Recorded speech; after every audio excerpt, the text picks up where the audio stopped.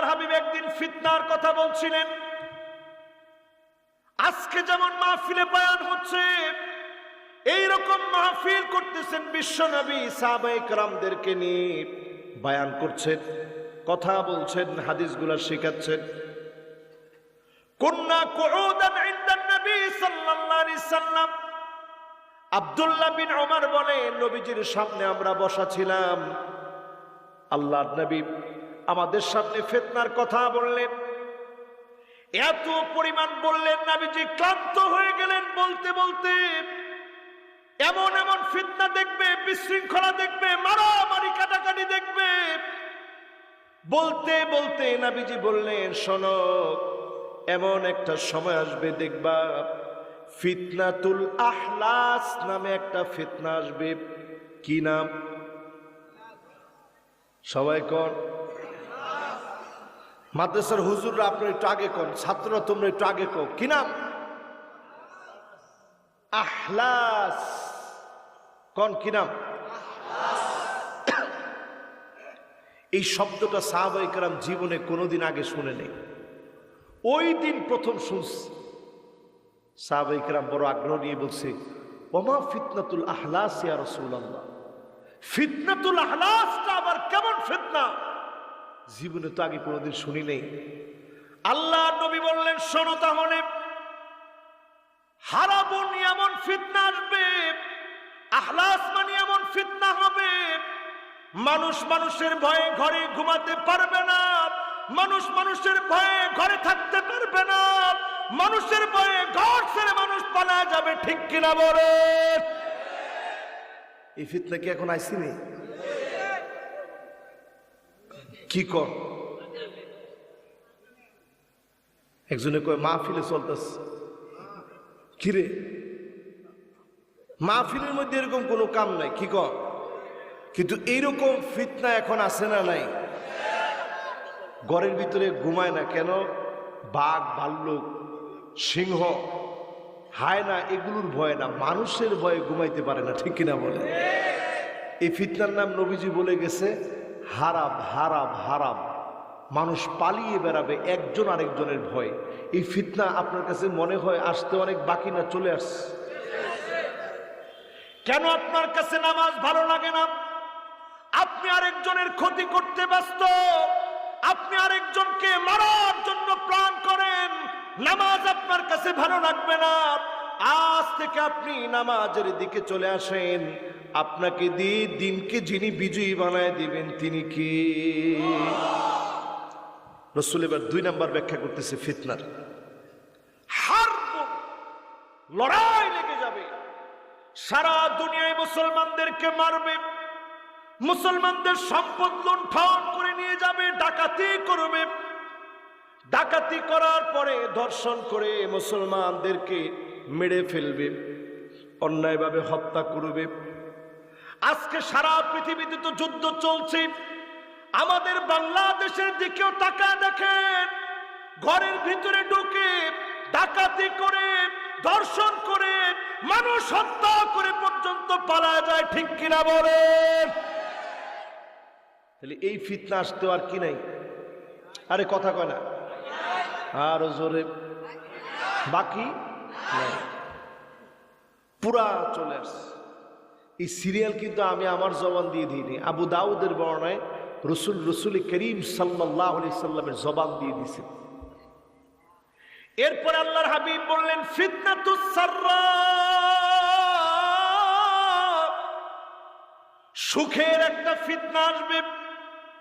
এই গৌরীপুরের মাটিতে চিন্তা করে দেখেন, এমন হাজারো পরিবার ছিল এক সময় 3 বেলা পেট ভরে খেতে পারতো না, এখন 3 বেলা শুধু না, নাস্তা সহ 6 বেলা খায় এমন লোক আছে না? না, সুখ চলে আসছে, দিন নাই। অথচ আমার রাসূল কি পরিমাণ কষ্ট করছে, হায়াতের জীবন এটা পড়লে অবাক হওয়া লাগে। ফজরের নামাজে নবীজি সাল্লাল্লাহু আলাইহি সাল্লাম যাইতেন, যখন ফিরে আসতেন, ফিরে আসার সময় এসে আম্মাজানদেরকে জিজ্ঞাসা করতেন, কিছু আছে? অধিকাংশ দিনে আম্মাজানরা বলতেন তেমন কিছুই ঘরের মধ্যে নাই। আল্লাহ নবী সেদিন সাহারি করেন নাই, রোজা রেখে ফেলতেন। তার মানে কিছুই নবীজি খান নাই, না খেয়ে রোজা রেখেছেন। প্রায় দিনে বেজোর সংখ্যক খেজুর খেয়ে পুরা দিন কাটায় দিতেন। এই গৌরীপুরের বাজারে এখন খেজুর পাওয়া যায়? যায়নি। একটু 3টা খেজুর না, আপনি 9টা খেজুর খেয়ে দেখতে থাকতে পারবেন? কষ্ট পেয়েছেন, একদিনের জন্য আল্লাহর কাছে কোনো অভিযোগ করেন না, আল্লাহ আমি আপনার প্যার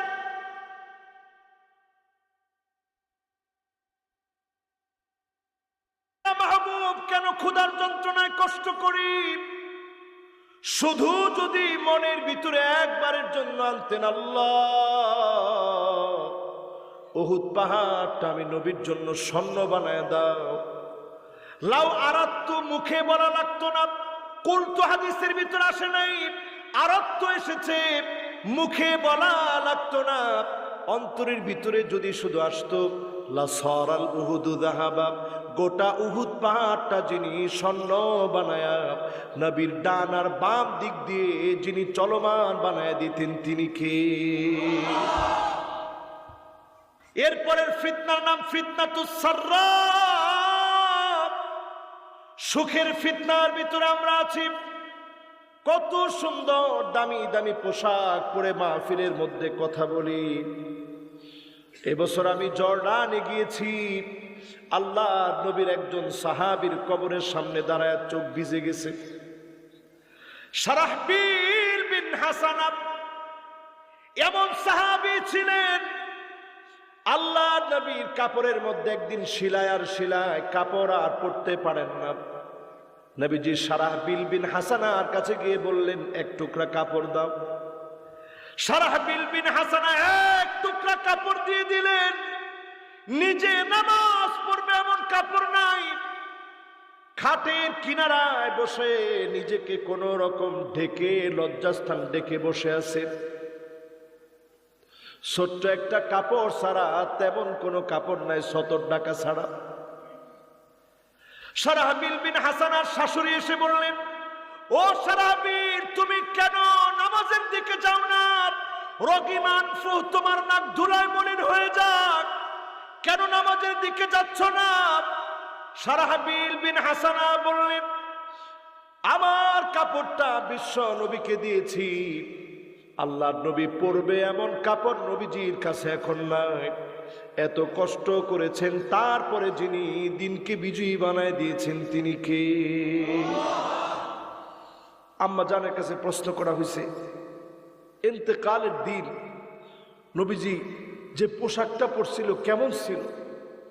আম্মা জান ভিতর থেকে নিয়ে আসলেন পোশাক। ওই পোশাকের ভিতরেও সেলাই করা ছিল।